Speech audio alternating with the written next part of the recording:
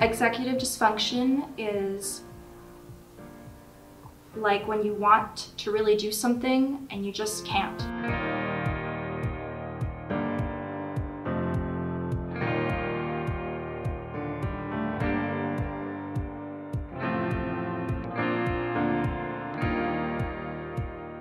I find grocery shopping really draining because I go through every single aisle just in case I forget something.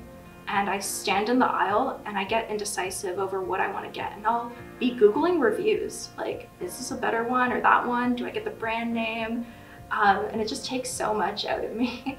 Other people are just like, I got my list, like I'm getting this, this, and that. It's really hard to get myself to get things done. So like, I find there's a big wall blocking me from getting things done at home. And like, this applies to other things as well, but like chores and stuff, it's difficult.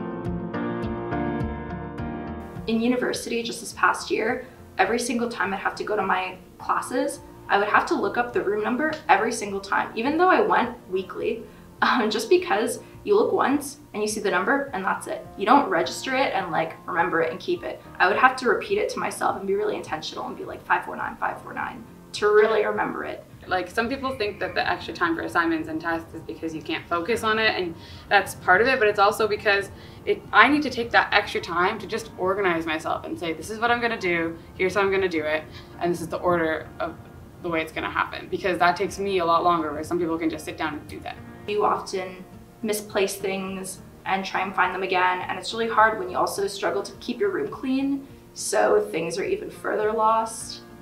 For me, when my routine or any change happens, it's very challenging. Even if it's something as simple as, you know, I was supposed to go to someone's house at 12, but they changed it to 3 o'clock. If I have, you know, gotten ready, I want to be there at a specific time, when something changes, it's really hard.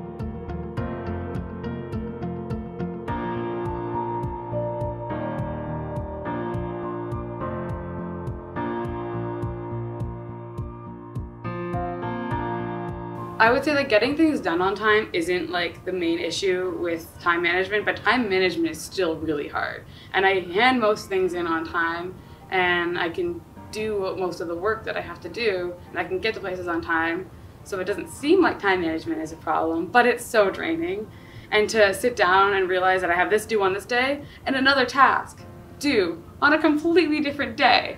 And I have to work on both of them, and I'm like, how much time do I spend on each, and how do I prioritize, and how do I organize that? And for some people, they can just sit down and be like, oh yeah, well, do this first. It just makes sense to them. They know what to do first. And I can't. I just sit down and I'm like, it's all equal in my head, and I have to do all of it, and I can't do it at the same time. And time management and organization for me was definitely something that I could not do.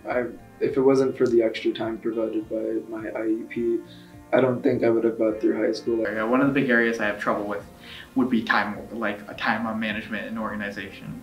I'm not very good at it, as I tend to jump from one thing to the other. Whatever's most interesting is at the top of my priorities versus instead of what I actually need to do.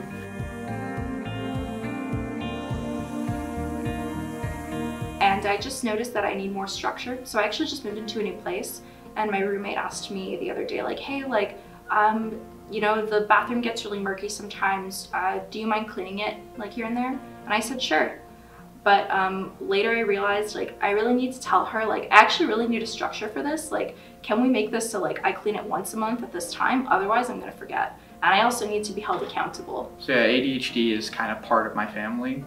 And it's something that, like, my parents also have a lot of traits that are similar to ADHD. So it becomes, so for doing things at home, it's much easier because they also are very understanding, and they also have their own ways that they cope, which is very helpful for me as well. Like they give many reminders on many different times, especially leading up to when I need to have something done. And those things, and they're also very forgiving for if like I just forget to do something or other, because that is something they also have gone through and they still do today.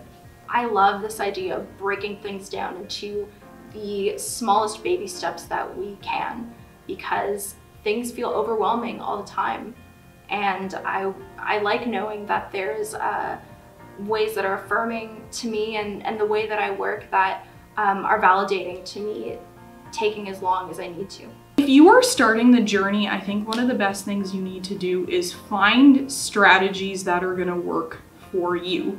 You can talk to 1,000 people with ADHD, but what works for me might not work for you. So personally, as I mentioned, for me, being active in sports and journaling, and you know, I have my phone on me all the time. I'm constantly putting in things that I need to remember and that I need to do, but find what works for you.